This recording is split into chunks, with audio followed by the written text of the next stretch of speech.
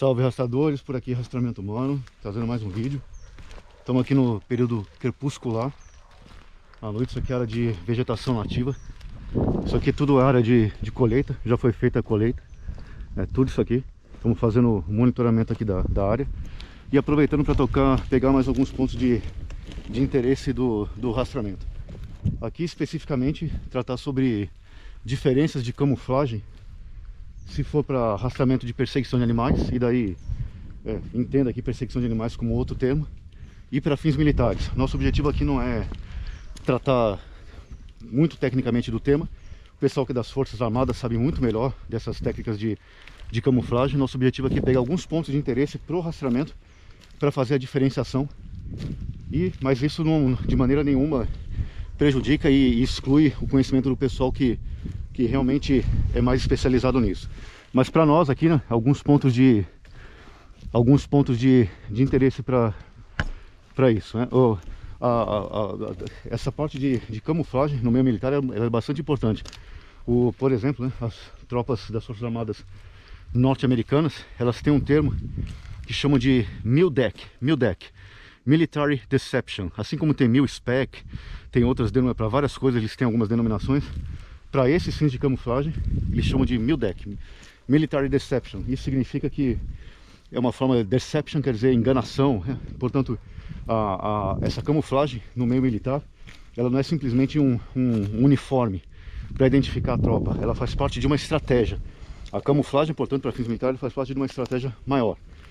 Portanto, tem toda, e hoje em dia, cada vez mais, com o avanço da tecnologia, cada vez mais esses uniformes são escolhidos depois de vários estudos, vários testes, inclusive em razão dos meios de observação noturno, né, que isso, a maneira como o uniforme é feito pode eventualmente refletir, eventualmente uma luz ultravioleta, por exemplo, e eventualmente, portanto, tem que ter um uniforme que não reflita essa luz, ou eventualmente para embaralhar aquela silhueta daquele operador, dependendo se for observado ou não com um tipo de equipamento eletrônico. Portanto, isso é uma estratégia. Para nós aqui, parando aqui para pegar uns pontos, fazer uma análise melhor, para fins de perseguição de animais, essa camuflagem também ela tem seus objetivos, né? Aqui no Brasil isso é mais recente, esse tipo de camuflagens, mas isso aqui também, muita coisa é proibida aqui, daí é difícil desenvolver todos esses tipos, mas aí fora, em outros países, isso é bastante desenvolvido e é bastante técnico, apesar de que a camuflagem para os animais, na verdade, serve mais para quebrar a silhueta daquele rastreador, porque animais em geral não tem uma vista boa também. Mas enfim, a camuflagem ela é também um equipamento, pode ser sim, um equipamento bastante importante, e muitas vezes essa camuflagem que é utilizada eventualmente para essas que está na moda hoje em dia, para fins militares, não é a mais adequada para fins eventualmente de rastreamento e perseguição de animais. É claro, mais uma vez, não é justo fazer uma comparação exata aqui entre camuflagens para fins militares e para fins de perseguição de animais. É como mais ou menos comparar laranjas com maçãs, não são a mesma coisa.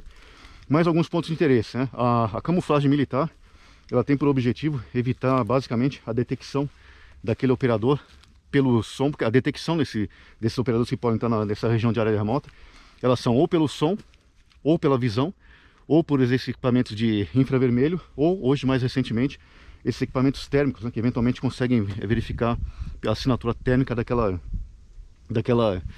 pessoa passando por aquele local. Já para fins de rastreamento de perseguição de animais, os animais percebem eventualmente a presença do rastreador basicamente pela visão, som e pelo cheiro, pelo sense, né? Mais forte sendo, nesse caso aqui, o sense sendo o cheiro. Portanto, é o que mais importa. Por isso que existem várias tecnologias hoje em dia com carbono ativado, por exemplo, para evitar que essas partículas fiquem se desprendendo do corpo humano.